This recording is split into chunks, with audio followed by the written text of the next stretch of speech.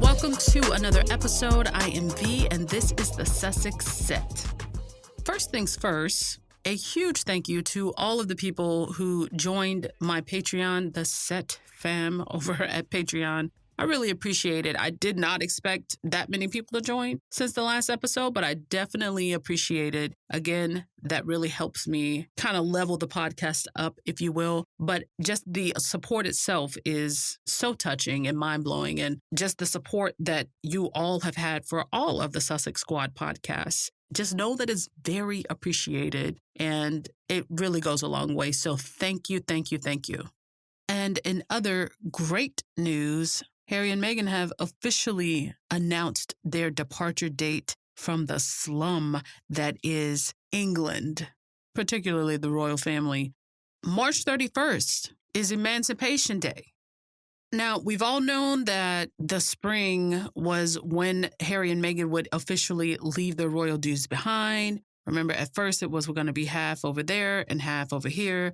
Then it was, we out, actually. We're not coming back. Not for real. Not in that way. And the Sussexes will transition out of their senior royal duties in the spring. Well, now we have a date. And boy, does that feel good. Just knowing that there's a date on a calendar that I can point to, that they can point to, and just say, that's the date that we're out.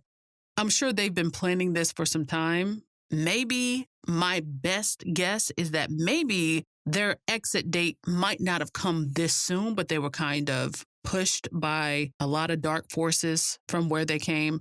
But better now, there's no time like the present, like the saying goes. And we already knew that 2020 was going to be a year that they distanced themselves from the royal family in some way, whether it's just further differentiating themselves within that context, or in this case, just breaking from it altogether.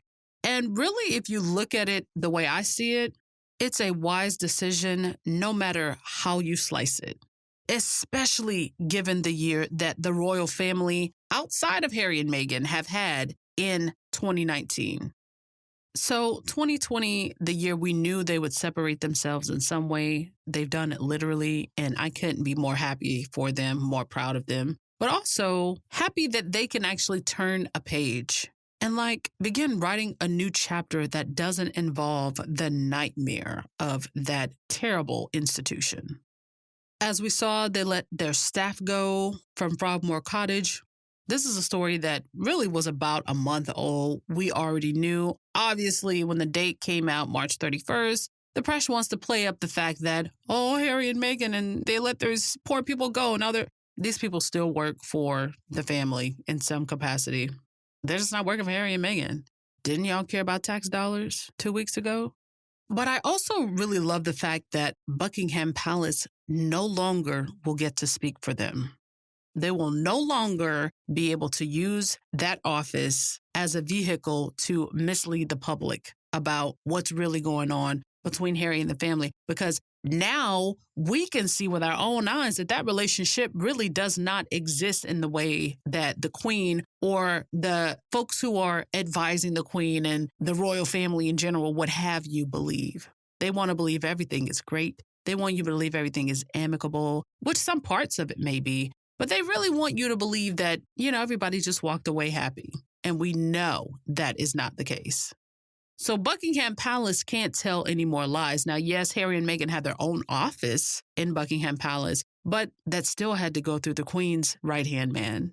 And nobody, really, I think absolutely no one can be trusted in that context. But I'm sure Harry and Meghan had people on the inside that they trusted as well. But really, obviously, they want to get the hell away from there. So I'm glad Buckingham Palace, go and get your little statements out now, girl, because now you got Andrew. You got that problem all to yourself, and you can go and get out the good letterhead and start writing some more statements for him, because that's who they care about. So let him continue to embarrass y'all. But Harry and Meghan gonna be off doing what they do away from all of y'all. That said, it's reported that Harry and Meghan won't be receiving the public funding after that point, which is great. They don't need it. I think maybe in the beginning, perhaps they thought they needed it. They don't. Now, it would have been nice, given all that Harry and Meghan have channeled toward the family since they became a married couple. I mean, because that's the least they could do. But they're good. They don't need it as long as their security is tight and in place. Everything else they can build because that's what they do. They're builders, from what I can see. And they will keep Bali as well as the Invictus Games. I know they better because ain't nobody built that but Harry. But as far as I know, and until something is announced by the Sussexes themselves, Meghan is still going to have her patronages as well. That was mentioned on their own Instagram page. So, I mean, it looks like they're coming away with a lot of what's important to them, as well as being able to have the freedom to move around without people holding tax dollars over their head.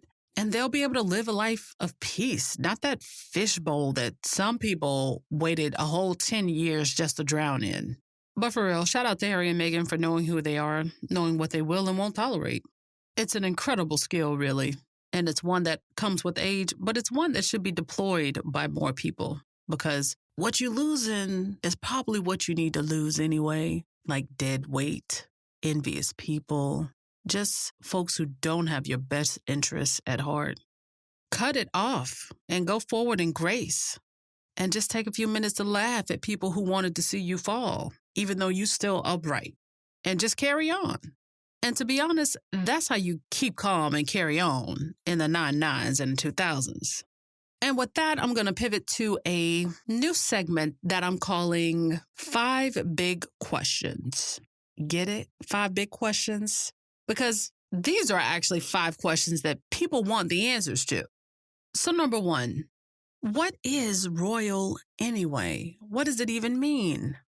Now, in the last couple of days, really weeks, but more so in the last few days, a lot of people have been talking about the Queen is now reviewing the word royal as it's attached to Sussex Royal and SussexRoyal.com.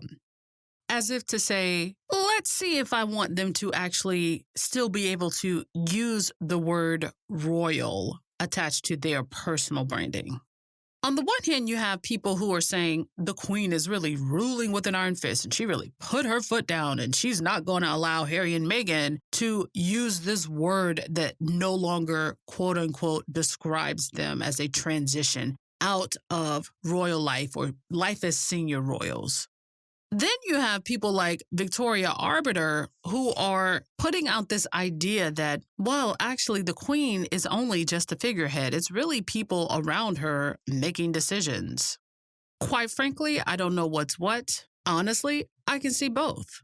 But what I can see more is the fact that there are people around the Queen. Not saying she doesn't have sense. I don't know what her brain health is like in her advanced age. But she seems like she's pretty with it to me. So she knows the lay of the land. I'll put it to you that way. But I can also still see someone that age being even slightly manipulated. And something as stupid as this, I can kind of see people around the Queen that she trusts dictating this conversation. So that when it's all said and done, the word royal is not anywhere next to the word Sussex. First and foremost, not that Harry and Meghan even cling to that word, but how you gonna call a blood prince non-royal? Why? Because he's refusing to be a slave for the firm and work for free for y'all, just to promote y'all out here in this new decade when y'all not even promoting y'allselves? This boy's gonna be the son of the next king. How is he not royal, for one? That's why this is petty and stupid. But then also, he and his wife are producing children who are also technically blood royals, whether they care about the term or not, because I don't think they do. If they did, they would have made sure Archie got the title of prince. They didn't want it. And I think people say, oh, well, he's going to be a prince when Charles is king. They still may not want him to have that title. So they're not married to this word royal at the time that they created their Instagram, at the time that they created would ultimately be their brand. Maybe they didn't see it becoming this contentious at this point. But like for the people who believe they have the power to make Harry and Meghan drop the word royal from their brand, what good does it do you? And not only that, but what do you think you're doing to Harry and Meghan by making them release the word? You're not stopping the Harry and Meghan show. At worst, they'll have to get a new domain name and change their Instagram, and Instagram makes that very easy. At best, they'll just be left alone.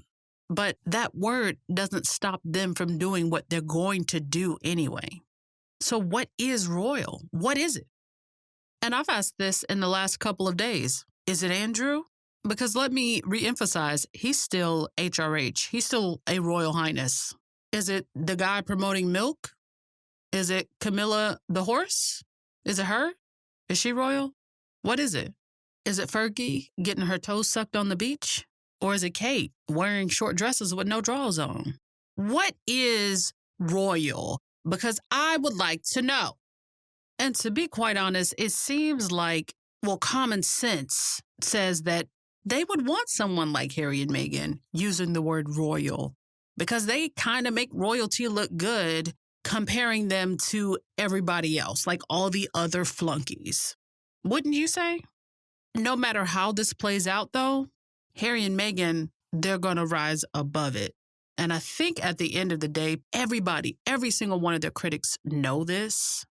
So they're trying every possible obstacle they can. And that leads right into my next question. Number 2, why are their critics still so consumed with hatred? I mean, you go to their Instagram and the overwhelming majority of comments on their Instagram are supportive, but there's always a few that are so bitter, so nasty, so angry. It's very cringy because it's kind of like, why are you seeking this out? Why aren't you over on the Duchess's page, the Duke's page that you said best represented your royal family? Why are you not over there? Why are you over here talking about, oh, this is stupid? If you don't like it, why are you there? But those are minor critics. There's still a lot of people with big platforms still trying to rain down on anything Sussex as soon as they hear any word of any news coming out about Harry and Meghan. And my answer to that question is this. They're so consumed with hatred because these are people who never wanted to see Harry and Meghan fly. Not inside the royal family, not outside of the royal family. They never intended to see Harry and Meghan succeed at anything. Now, if you remember, this is said a lot on this podcast. When they came out, they got married. They became the Duke and Duchess of Sussex. It wasn't too long after that that everybody that has been some of their most vocal critics were saying in unison, well, they're just going to fade out into the background. That's what they were hoping. And I have always said, a lot of the criticism that you've seen of Harry and Meghan has been what people want to happen. Not that it actually is happening, it's what they wish will happen. They wanted them to fade into the background and be obscure so Will and Kate could just go ahead and take the lead, which they should have done. They didn't do it. Harry and Meghan, though, nobody anticipated just how strong and how far and wide the support for them would be. And as that support kept growing and growing, it became a cycle that began to feed itself. So the press then became more critical and more critical. And so they got more and more support. And then it really just snowballed from there to where we reached 2020 and Harry and Meghan are like, we out. But if you remember, at the same time, up until that point, before, at that point, and even beyond that point that they decided to exit, they have always acknowledged both sides of that coin. The critics, the press that's trying to make their lives hell, and the people who were supporting them despite that. Some people were so angry. Angry is not even the word. Like scarily just enraged that Harry married a woman of color. That's really what it boils down to. And that's the primary reason why they never intended to see Harry and Meghan fly together. It's always been an effort to make her either run off. And Harry, I feel like From the beginning, Harry has always been afraid of that. Somehow they wanted to separate them. So in order to prevent that, they left the toxicity together as a family. But some people are never going to forgive Harry for marrying a woman of color and having the audacity to bring her into this institution of the British royal family. And I only say that because, think about it, before Meghan, has anybody in England ever not wanted to see Prince Harry fly? Has anybody ever wanted to dim his light, stop his efforts, his accomplishments, play them down, question his sanity? Has anybody ever done any of those things? So how all of a sudden did it flip when he got married? How all of a sudden is now Harry a loose cannon and disrespectful to the Queen and using his mother for sympathy? Harry has always talked about his mother. As soon as he's begun to talk for himself, he's always talked about Diana. What changed? Oh, the fact that Harry actually proved to you that he loves his wife more than he cares about your opinion. And now you resent him for it. And the fact that when they left, they only became more popular. I think it's just something that people are realizing that there's nothing they can actually do about it.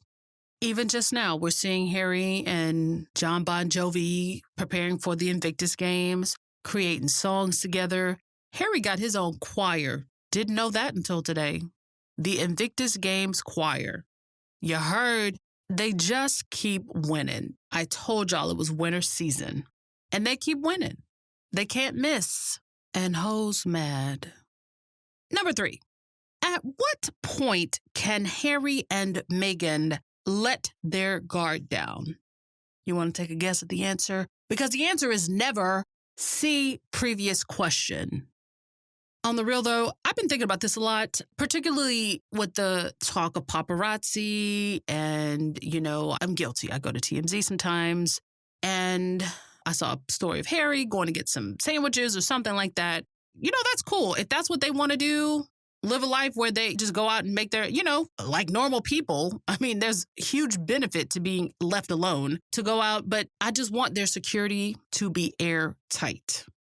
They don't expect, neither do they want to live in castles or, have servants that are there hand and foot in the tradition of English royalty, if you will. That's where my respect for Harry is rooted. I don't think he's that type of person to let his guard down, not just for what he's been through, but also just knowing that he served in the army in a war.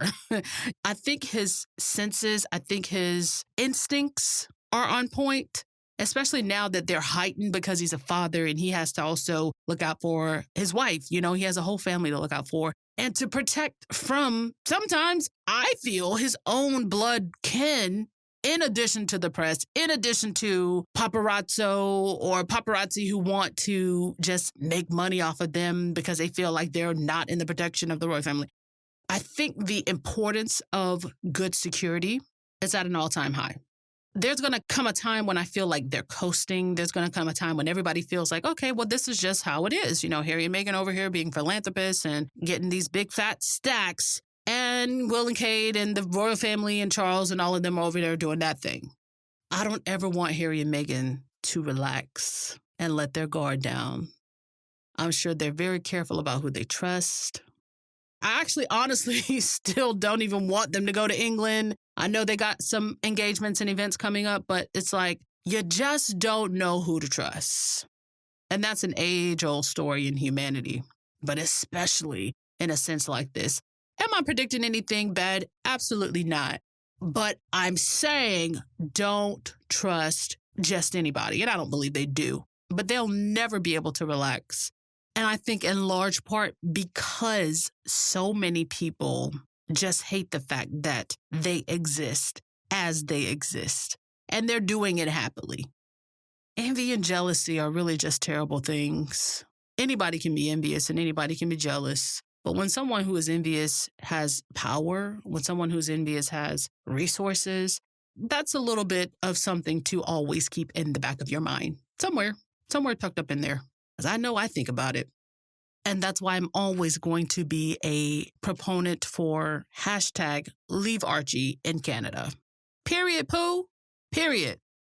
Number 4, just why is Buckingham Palace and the Queen and the family, if you will, just why are they being so petty? What's that all about? Is it a sign of something bigger, something deeper, rather? And I say yes.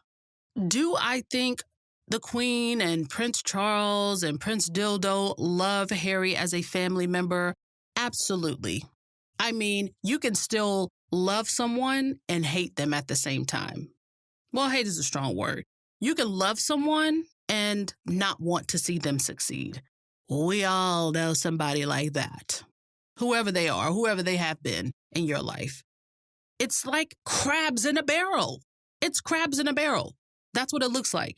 They didn't want Harry to get out. They didn't want him to go his own way. They just want him to do it quietly and just settle into working for free and being on call and doing whatever the family wanted, but not really making any waves. That's what they thought would happen. That's what they wanted to happen. But it turns out Harry and Meghan actually want to have an impact in the life that they have, the one life that they actually get to live on Earth. And the royal family actually doesn't get to stop them from doing that. Again, Harry and Meghan, they know their power, they know their influence. I think it's a source of resentment, which is at the root of any pettiness, like this use of the word royal or, saying that, oh, Harry, no, you can't have these military appointments, even though you're the only one who actually served in a war in like the last 2 decades. Nah, you don't get to do that. You want to know why? Because we don't like the fact that you have a mind of your own. You're supposed to be team firm, not team family, not team Harry and Meghan and Archie. You're supposed to do what we want you to do. And by God, don't eclipse us in popularity too.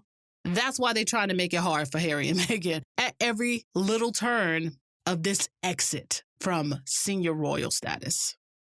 And then last question, number 5, what can be expected when they go back to Canada after these engagements in the UK from the end of this month into mid-March, leading up to that March 31st official exit date?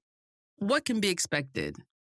I expect, and not that I want this, but I expect people that have already been vocal about the Sussexes' current plans and the way that they've operated in protecting themselves.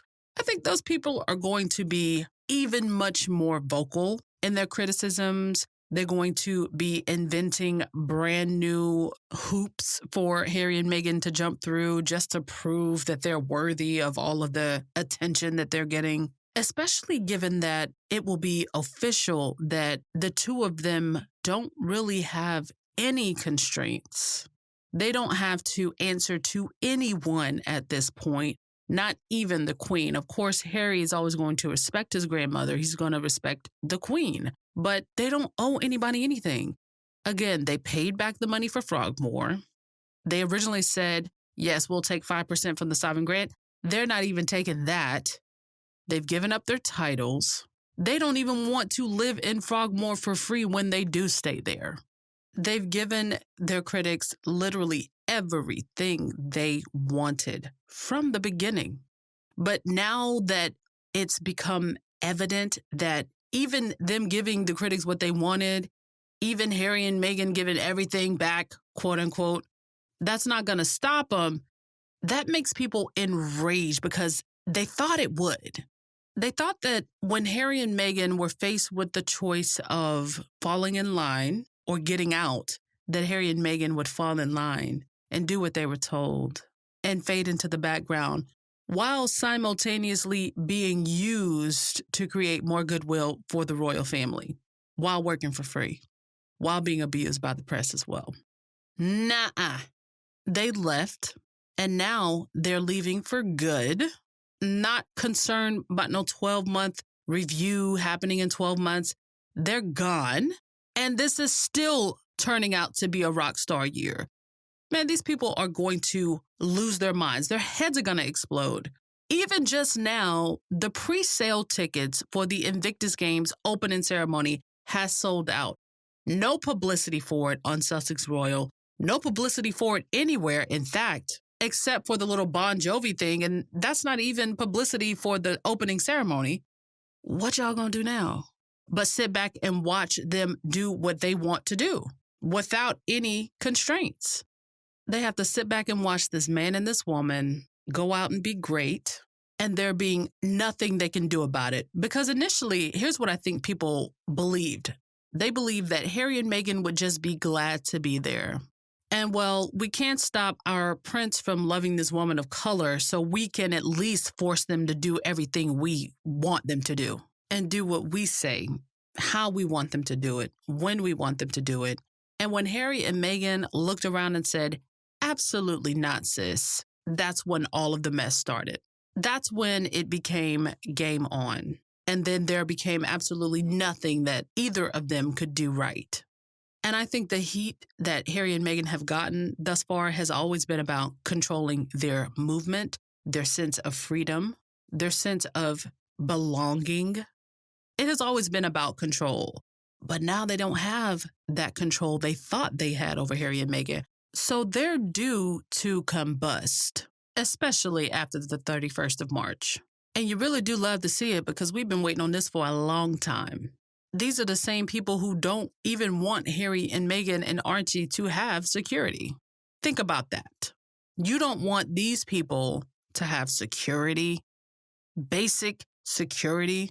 What does it say about you and your feeling for these two human beings who obviously need security, adequate security, especially in light of how his mother passed? Either way, get ready for some hurt feelings and two Sussexes who just don't care.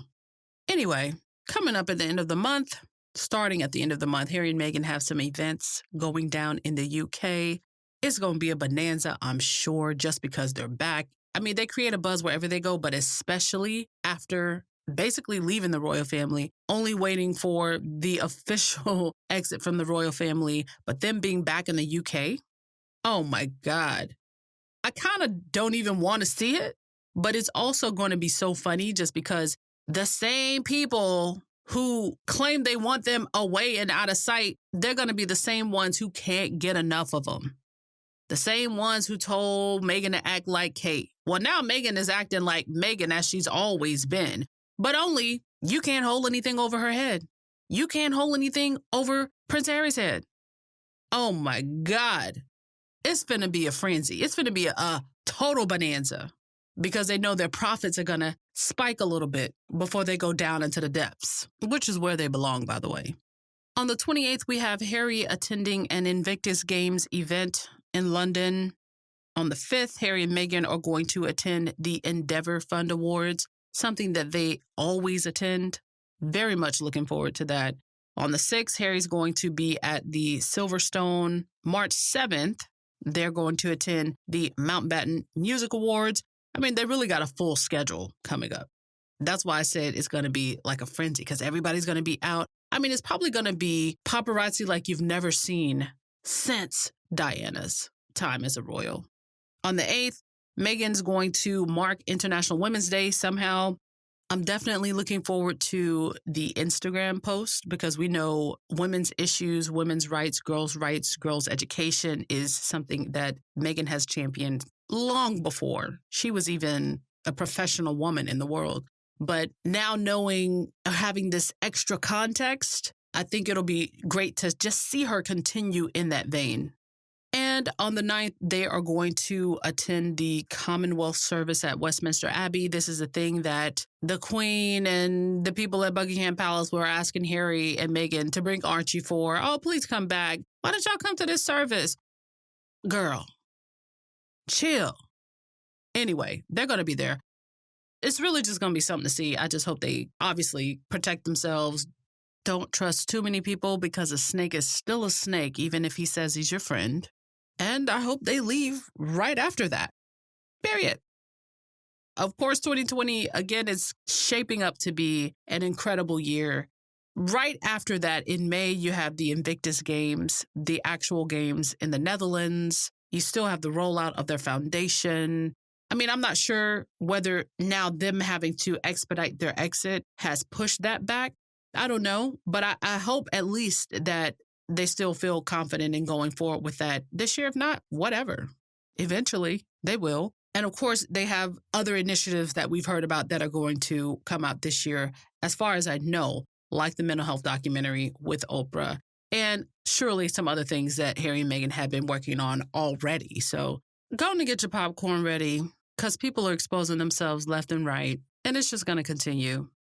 That's pretty much all I have for today. Thanks for hanging out with me once again. And of course, thank you to the Set fam over at Patreon. You guys definitely help me make this thing go. I appreciate you. Make sure you find me on Instagram at Sussexes. Find me on Twitter at Sussex Squad. And if you're interested in joining my Patreon, you can find me over there at Sussexes. Keep shining your light, but keep giving them hell too. And until next time, peace. I'm a bad bitch. You can't kill me.